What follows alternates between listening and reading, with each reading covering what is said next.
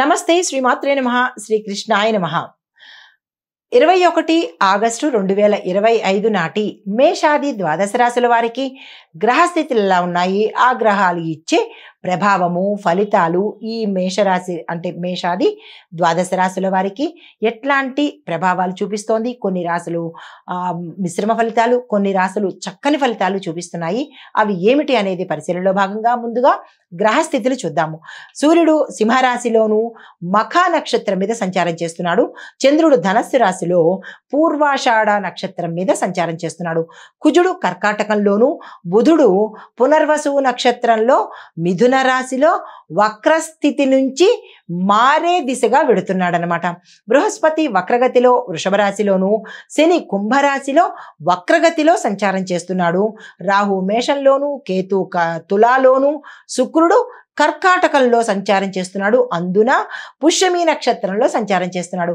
అయితే తదుపరి రాశి కర్కాటక రాశి. ఈ రాశి వారికి వాహన యాత్రలు విజయవంతంగా జరిగే అవకాశం కనబడుతోంది. క్షేత్ర దర్శనం చేసుకుంటారు. వ్యవహారాల్లో మీ తెలివితేటలతోనే అగ్రస్థానంలోకి వెళ్లే అవకాశం ఎక్కువ కనబడుతోంది.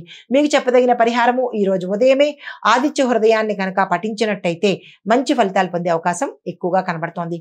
తదుపరి రాశి సింహరాశి. ఈ రాశి వారి యొక్క ఫలితాలు ధనం వచ్చేది ఆగిపోయేటట్టుగా గోచరిస్తోంది.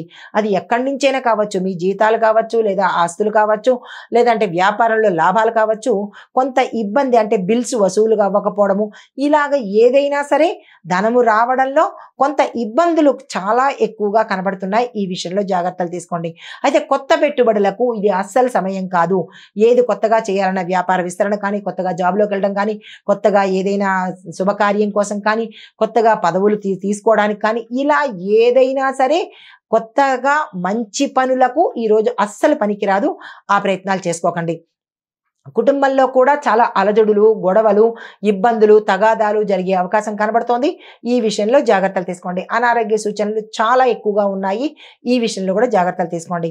అయితే మీకు చెప్పదగిన పరిహారము, కేతుగ్రహానికి సంబంధించిన ఇబ్బందులు మీకు కలుగుతున్నాయి కాబట్టి ఆ కేతుగ్రహానికి సంబంధించిన పూజ కానీ, మంత్రం కానీ, దానం కానీ, జపం కానీ చేయించుకున్నట్టయితే గోచార రీత్యా కొంత వెసులుబాటు ఉండే అవకాశం ఉంది.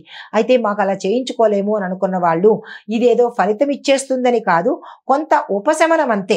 ఓం కేం కేతవే నమః అనే ఈ మంత్రాన్ని 108 సార్లు కనుక చదువుకున్నట్టయితే కొంత ఉపశమనం కలిగే అవకాశం కనబడుతోంది. ఏది ఏమైనప్పటికీ గోచార రీత్యా ఫలితాలే కానీ మీ వ్యక్తిగత జాతక పరిశీలన చేయించుకున్నట్టయితే అసలు ఏమిటి అనే విషయం తెలియవస్తుంది. తదుపరి రాశి కన్యా రాశి. ఈ రాశి వారి యొక్క ఫలితాలు ప్రభుత్వ ఉద్యోగాలలో ప్రోత్సాహకరమైనటువంటి, మీకు సానుకూలమైనటువంటి శుభవార్తలు వినే అవకాశం కనబడుతోంది. పరిశ్రమల్లో లాభాలకు సూచన, వ్యాపారస్తులకు లాభాల సూచన కనబడుతోంది. కుటుంబంలో కూడా ఒక మంచి వాతావరణం కనబడుతోంది. కొత్తగా వ్యాపారంలోకి రావాలనుకున్నా, పెట్టుబడులు పెట్టుకోవాలనుకున్నా ఈ రోజు చక్కని రోజు. ఆ దిశగా ప్రయత్నం చేసుకోండి.